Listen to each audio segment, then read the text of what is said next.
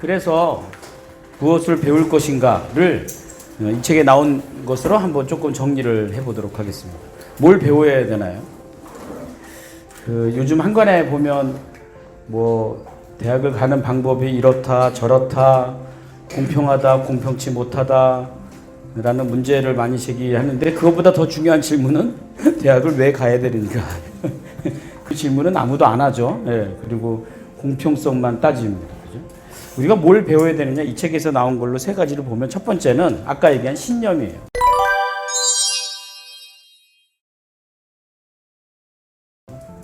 자기 안에 있는 신념을 자기 스스로에게 배워나가는 거예요. 우리가 갖고 있는 신념은 왜 우리가 알아야 될까요?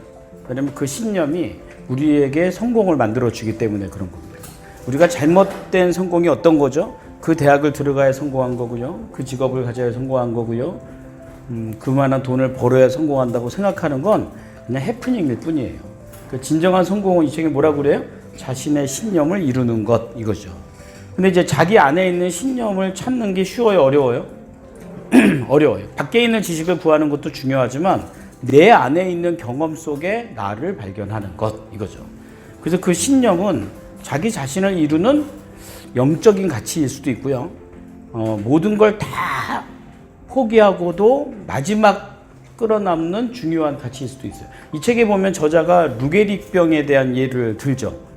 그 루게릭병 예를 왜 들죠? 누구나 그 병에 걸릴 수 있다는 거죠. 우리가 앞으로 얼마나 살지 아무도 몰라. 단지 아무도 우리한테 판결하지 않았기 때문에 그래요. 저도 보니까 오래 못 살 것 같아요. 앞으로 한 50년 이내 50년이면 제 인생이 끝날 것 같은 생각이 드니까 갑자기 이런 생각이 드는 거예요. 50년을 어떻게 지내지? 이거죠. 그러니까 많은 친구들이 뭐라고 그래요? 하고 싶은 거 하겠다고 하잖아요. 그건 신념이 없는 태도예요. 신념은 뭐예요? 해야 하는 일을 하겠죠. 만약에 루게릭병에 걸려서 1년 아니면 혹은 3년밖에 못 산다고 한다면 우리는 남은 생애를 어떻게 살 것인가를 따지면 우리의 신념이 얼마나 중요한지 알게 될 겁니다. 그러니까 그 신념 없이 갖고 있는 스펙, 그 신념 없이 갖고 있는 인정이 아무 의미가 없다는 거예요. 그래서 그 신념을 우리가 스스로 안에 있는 걸 찾는 것이 첫 번째 우리의 학습의 대상이다는 거죠. 두 번째는 뭐냐면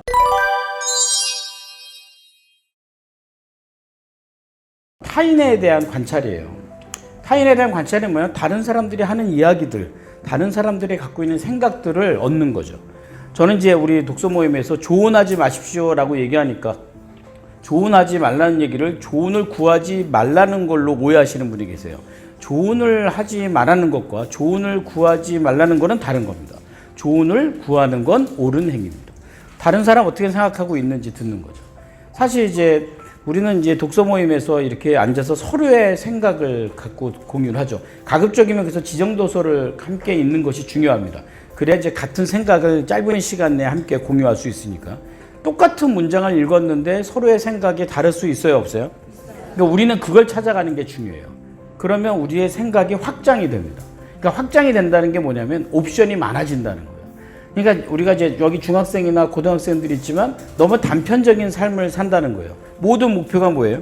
대학. 그러니까 지금 이제 사회적으로 문제되는 게 저런 문제가 생길 수밖에 없다는 거예요. 고등학생이 졸업하고 대학을 간다 안 간다라는 목표보다 인생의 목표가 있어야 되는데 인생의 목표는 없고 엄마의 목표만 있는 셈이에요. 어때요? 타인의 생각을 듣지 않은 거예요. 다른 옵션이 없다는 거죠.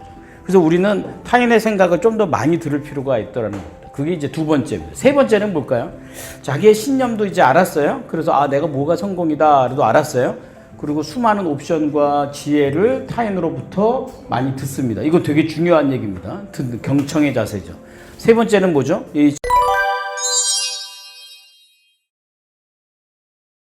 책에도 뭐라고 그래요? 훈련하라, 그 얘기예요. 훈련이 안 됐다면 그 일은 스트레스를 줄 것이고 훈련이 됐다면 그 일은 즐길 것이다. 그러니까 처음에 갖고 있었던 내가 갖고 있는 신념이 사실 원석에 불과하거든요. 그 원석 안에 보석이 있잖아요. 그 훈련은 뭐죠? 그 원석을 보석으로 깎는 과정이죠. 그게 이제 세 번째, 내가 어디에 집중할 것인가. 그러니까 어느 대학을 나오거나 내가 어떤 일을 해봤다는 것으로만은 내가 어떤 훈련을 받았다고 얘기할 수 없죠. 내가 좀 더 많은 경험을 했다면 내가 내 신념을 보석으로 만들기 위해서 어떤 기술을 무엇을 잘해야 될 것 같다라고 생각하면 그 분야를 뭐 해야 돼요? 훈련해야 된다는 거예요. 많은 사람들이 그래요. 책을 많이 읽으면 성공할 거라고 얘기를 하는데 그건 오보예요. 성공한 사람이 책을 많이 읽은 건 옳아요. 하지만 책을 무조건 많이 읽는다고 해서 근데 자기가 훈련하지 않으면 아무 일도 안 벌어져요.